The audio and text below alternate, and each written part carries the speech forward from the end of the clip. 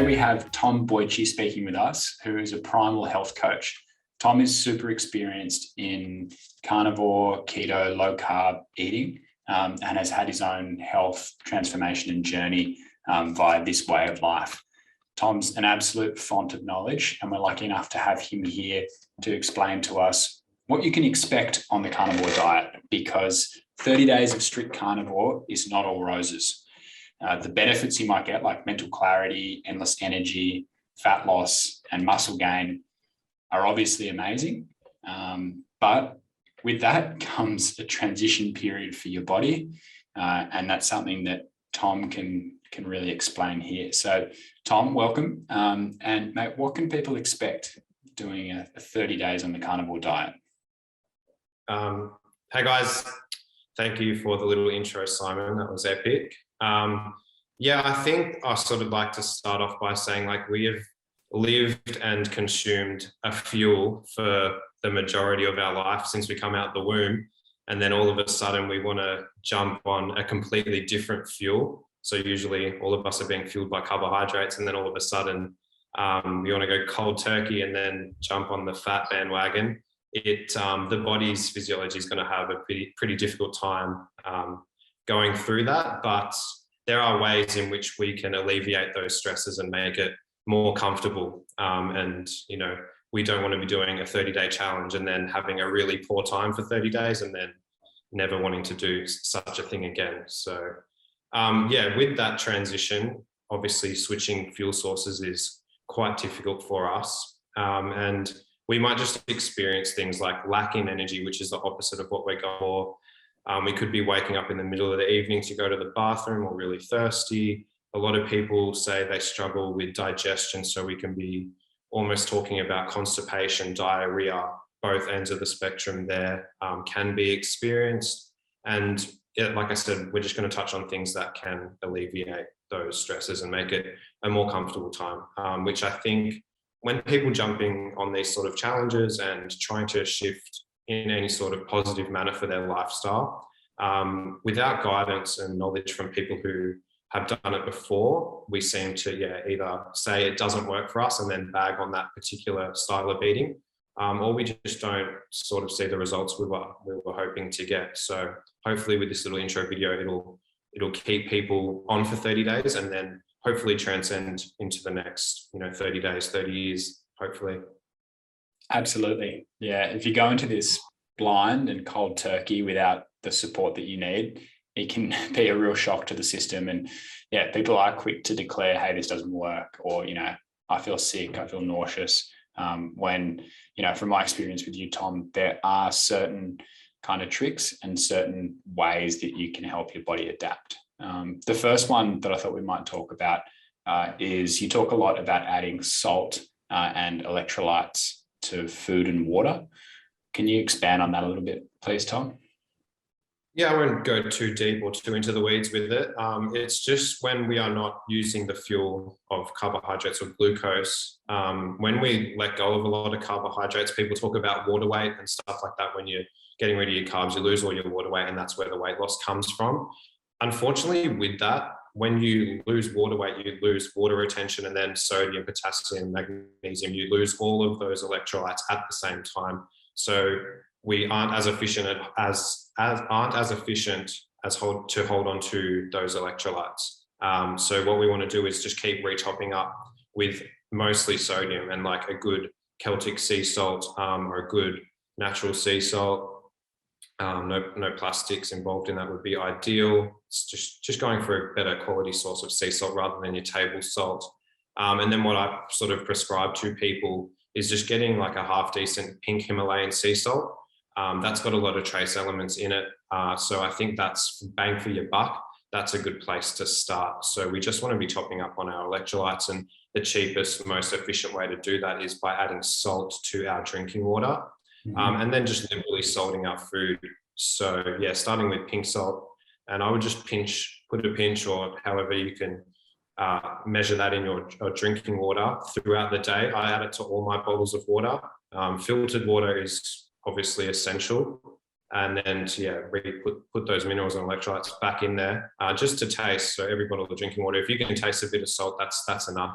And with these challenges and with this shift, your body will learn when it wants salt, and when it doesn't, your body will know and it'll tell you. So that's a pretty good place to start. It's just we're not consuming a lot of carbohydrates, which holds onto water, and then which holds onto our electrolytes. So people will experience things like nausea, headaches, dizziness, blackouts. You know, there's a range, there's a spectrum. Everyone's going to be a little bit different, but that is just mainly a sign of dehydration. But also, you can be drinking all the water you like, but if you're not topping up on those electrolytes, you're still going to be dehydrated. So sodium is a big player. Yeah, absolutely. I've found the hydration sachets from LMNT have really helped me, and it's just like it sort of clears the head instantly. Even though I'm pounding these bottles of water, it just feels like I'm not holding the weight, I'm not holding the water, and not getting obviously the minerals and the salt that I need. Okay, cool. That's a really interesting point. Tom, are there any other supplements that you'd recommend taking? Just off the top of my head, like I supplement with magnesium. I think Australian soils are just not, we just don't have enough magnesium in the soil. Same with like zinc and copper and stuff like that.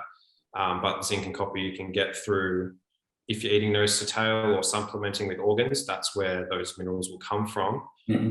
But I'll supplement with a good magnesium, usually a 3 and 8 or bisglycinate. So those are the two that I would sort of recommend. 3 and 8 is good for the brain, and then bisglycinate is sort of good for your muscle cramps and that sort of stuff too. So powders or tablets, however you want to take your magnesium. And then supplements, like I just sort of touched on, would be organ supplements, because they are the bioavailable form. We try to sort of, with this style of eating, we try to avoid supplements. We want to be getting our nutrients through food, because as I said, they are the most bioavailable. Usually if you're getting supplements from a store, if they're not from a health food store especially, they're going to be not in the active form, and they're going to be full of fillers, and we're just not going to be absorbing them. Like, it's all well and good to take them, but your body just will not assimilate those synthetic nutrients. So yeah, I just sort of go with good salt or electrolyte mix. Like you said, Element's really good. Trying to suss out a good Aussie one. Yeah. Sodium, magnesium, and then if you get a good organ supplement, I think that covers a lot of the bases. But then you're looking into people's circumstantial health, if they need a B complex and stuff like that. But generally, an organ supplement, magnesium and some salt is a perfect way to start, and that's not costly. So yeah, sure. What other tips do you have for us, for new people to the 30-day carnivore challenge to overcome some of these challenges? So a good one, just like off the top of my head, sort of whilst I'm with the magnesium situation, if you're experiencing like any sort of GI distress or bloating or gas or anything like that, the magnesium is really going to help with the constipation or the opposite. So yeah, that's where the salt and the magnesium come into play too. So you want to give your GI tract the most efficient chance it has. And then with that, thinking of things to consume, like, we're talking about supplements. I consider like a bone broth a supplement, and a collagen powder.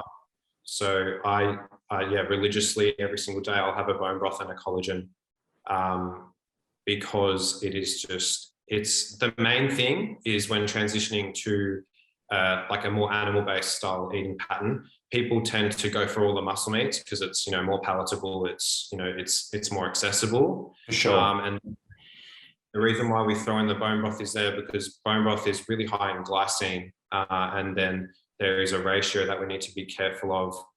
Muscle meat has a lot of methionine in it, so these are all amino acids, and we need a good ratio of glycine and methionine. So that's why I have a bone broth every single day to balance that out. So whilst it would be nice to have ribeyes every single day, you need to be getting enough glycine. So bone broth has ample amounts of that to balance that out. And if that ratio is a bit off, depending on the person, they could be experiencing worse off symptoms than others. So that's just sort of a really good key player in the sort of transition into low carb is a bone broth, and the collagen powder will go a long way for gut health. And then that's just like, that's nice as well in terms of people who are struggling. Like if they don't want to eat, which is generally pretty common, you go from eating a pretty like high volume type of style eating with not a lot of nutrient density, and nutrient density satiety, heaps of protein, a lot of fat.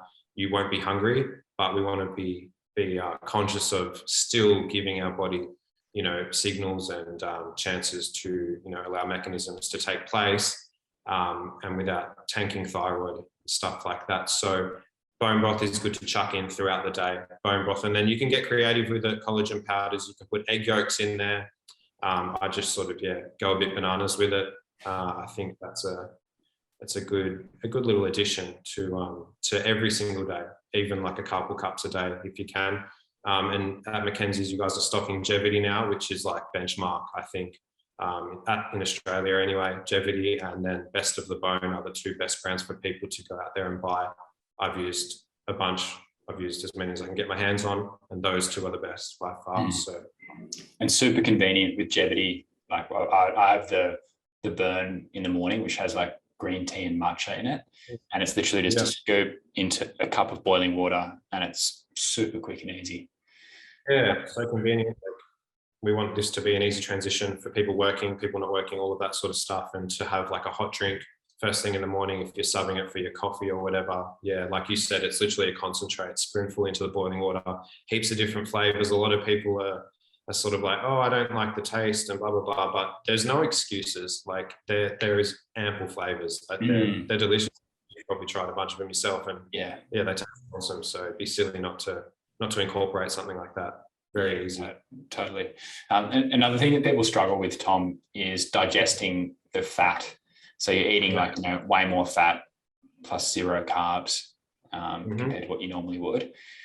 How do we catch up and not, ideally reduce the explosive diarrhea that can be a common side effect? Joe Rogan disaster pants. I had experienced that personally as a couple of years ago.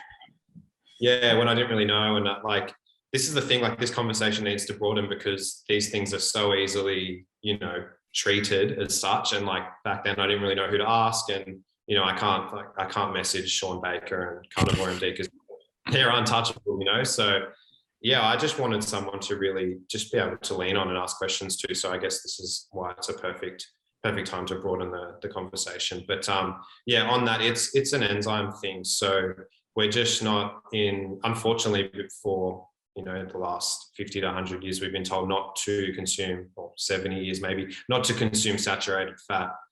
So if you can think, as soon as you come out the womb, you're not having much saturated fat past breast milk really, and then those enzymes sort of go away because they're like, hey, we don't need to break down as much fat. So then transitioning into something that's very fat dense, protein dense, we need to sort of boost or awaken the enzymes again. This is very layman's terms, but I'm trying to break it down super simple for everyone. Language I can understand. I'm enjoying this, Matt. Yeah, that's another one. It's like a barrier that needs to be sort of molded a bit better. But yeah, so what I would recommend is getting a digestive enzyme capsule or an ox bile. So ox bile is like sort of benchmark, but any digestive enzyme complex will sort of do that from a health food store. And I would recommend taking a capsule every single day, just before every meal. I found that worked best for me, and then a few people who I've also spoken to about in terms of when they're transitioning into a more animal-based diet. So yeah, one capsule before every single meal, and you can do that for as long as you feel comfortable. Anywhere from like 5 to 7 days, 4 to 7 days is usually enough to awaken those enzymes again, and then the gallbladder will produce enough bile, and we'll have enough enzymes and whatnot to regulate that. But if you feel like there's been shown many other benefits to having digestive enzymes incorporated as a supplement. So if you feel like you operate better on them, then carry on using them. But yeah, you don't have to. It's just down to the individual and how their GI system is operating. So yeah, I think a digestive enzyme from the get-go is essential, because you don't want to be running to the toilet sort of after every single meal. It's not ideal. Totally. If anything can help, take it, because it's a sort of pleasant feeling. Tom, you touched earlier on satiety and kind of, potentially losing your appetite. Now, Okay, yeah. I've found kind of the temptation to basically just stop eating and just start fasting, because, in my experience, sometimes you really just don't feel like eating anything. Is it good to just go with trust your appetite, or is it better to kind of consistently eat? What are your thoughts? There's definitely a bit of like nuance or conjecture around this sort of stuff, and I love the intuitive approach, but that doesn't work for everyone. And also, I'd like to sort of be very mindful of men and women are very different in terms of their biology and their endocrine system and the hormones and stuff like that. So we just have to be mindful that men can fast generally a little bit longer than females without sort of compromising thyroid, for example. And unfortunately, I don't really agree with the whole calories in, calories out model. I've never really counted them, that sort of stuff, but we do have to keep in mind, we still have to fuel the vessel, if you will. So, if you're hitting, a rough amount of a protein target would be more ideal.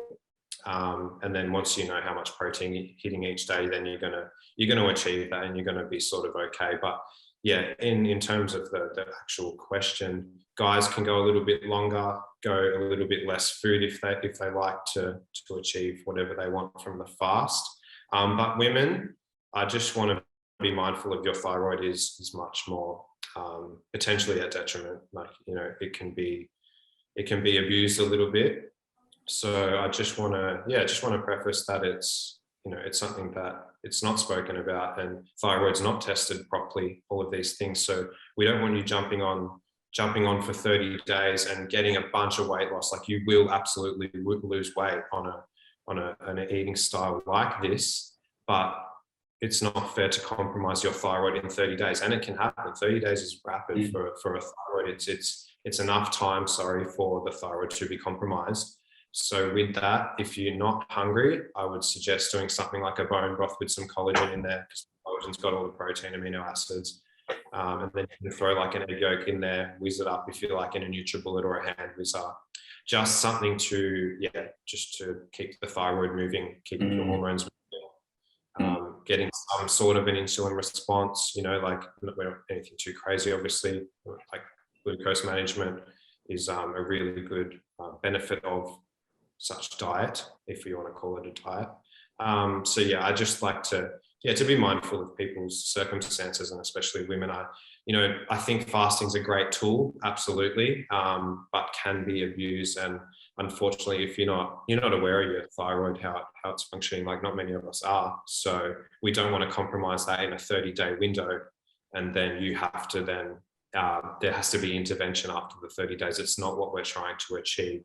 So to sort of wrap that little segment up, I guess, guys, go for the longer ones, but make sure you're hitting enough protein and enough fat whenever you do decide to eat. And be intuitive. If you're hungry, go and eat some more. Don't feel the guilt and the shame and that sort of stuff. Like, that's what we're trying to relinquish as well. We want to build a better relationship with food, with the people that we're consuming it with, and all of that sort of stuff. And that's what they're the tiny little things that people don't really speak about. I feel like culturally, socially, and just building better relationships with the mind, the body, and what we're putting into it. Be intuitive, eat when you're hungry, stop when you're full, but just be mindful of the vessel that you're carrying. You want to sustain that and give that enough nutrition. Absolutely. And putting those processes in place now and thinking about your thyroid and thinking about keeping, the vessel moving is going to mean that long-term, you're going to reap benefits. This isn't about a kind of crash 30 days. This is trying to make a lasting change and change your relationship with food and become more intuitive with your body and how it responds to food as well. So, you got to be gentle with it, and let's make a lasting change for a long time. So that's a really good point, Tom.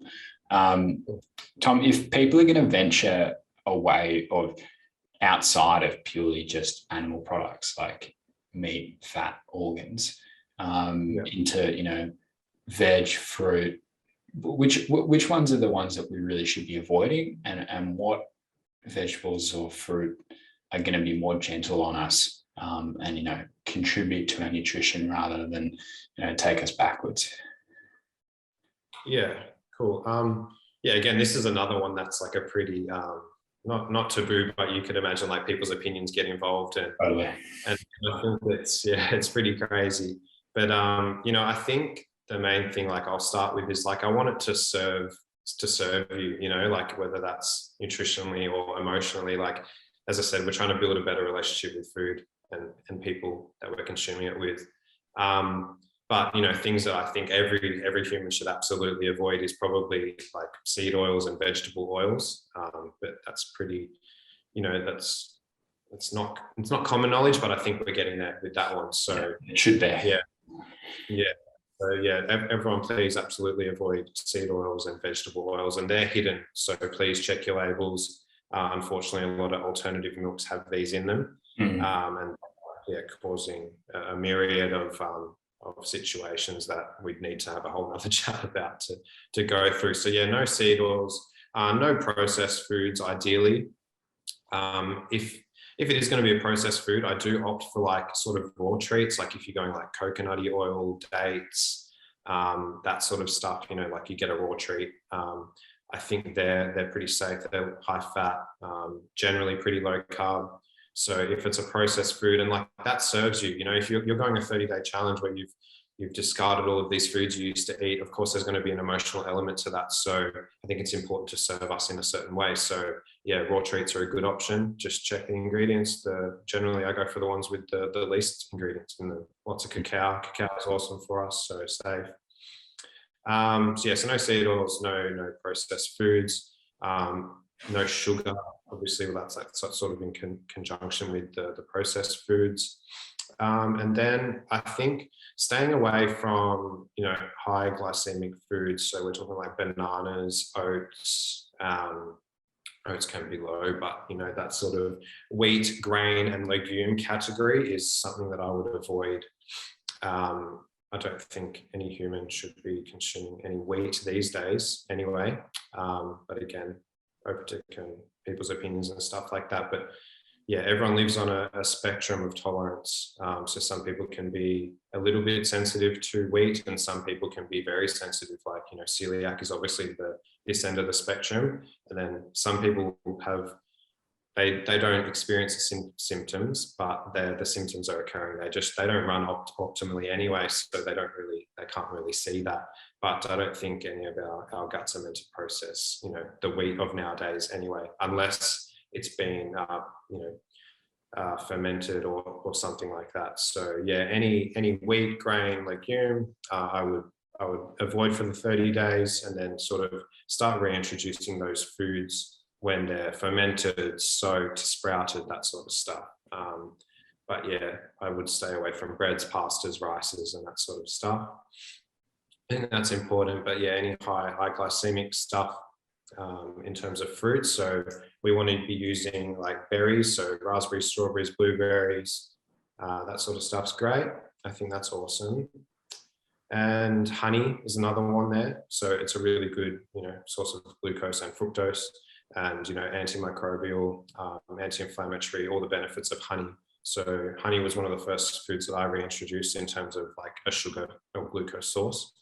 I think honey's essential. And these sorts of things like berries and honey and even dates, even though dates are high glycemic, they're great for, the conversation we just had about women and thyroid. I think, to add, if you're having steak and eggs or whatever your meal looks like in terms of an animal source, it'd be great to throw some berries in there, some honey in there, just to, to bolster up that meal in terms of response for thyroid and stuff like that. And then if you want to move on to vegetables, I'd like stick to root vegetables. So carrots, beetroots, sweet potatoes, and any sort of measure like that. Pumpkin, squash, zucchini are pretty, quote unquote safe. I'll try not to use language like toxic and stuff like that, because I think that's running our you know, our people into a bit of trouble. And, you know, there's only things that are toxic are the things that are manufactured, unfortunately. So yeah, people just live on a spectrum of tolerance. Like I said, like a bunch of people can't tolerate any nightshades, so they can't tolerate tomatoes and stuff like that. So this is the idea of the 30 days. It's sort of like, you know, eliminate the things that are, you know, in potential to give us a bit of discomfort, and then we can, yeah, start to reintroduce things. And then by hopefully the 30 days and onwards, you, yeah, like we said, you become a bit more intuitive and see what foods piss us off a little bit, or what foods sit really well with us, and stuff like that. But with this one, I will mention not to do any raw vegetables, because I think that's a bit harsh on the digestive system. That's what I personally think. But yeah, so no salads and stuff like that. I would stick to the root vegetables, berries and honey. I think that's a really good place to start. And, you know, they can be incorporated into all meals throughout the day, and that would really benefit us. So like at dinner time, slow cooked meal, lamb shanks and, you know, a sweet potato mash or something like that. I think that's, you know, that's going to be pretty okay for everyone. And then again, that like slow carbohydrate is going to help throughout sleep. So that's going to aid in the sleep. If we're doing really zero carb, that sort of vibe, that's when people start to run into the sleep issues and waking up in the night to wee and stuff like that. So yeah, I think a slow release carbohydrate at night time is going to be beneficial as well. So, you know, don't be scared of the toxic thing and stuff like that. We want to be serving the vessel and long lasting changes. So yeah, at night time, a slow release carb would be awesome. Cool. Tom, I might keep you on the train of talking about sleep. Yeah. Because I know that with carnivore and with this new way of eating, it can kind of go either way. Either you can have a really disrupted sleep, you can have insomnia, you can be going to the bathroom every hour or two, or if you kind of mix in the right sort of carbohydrates, eat at the right times, look after yourself, you can experience deeper sleep than you've ever had before.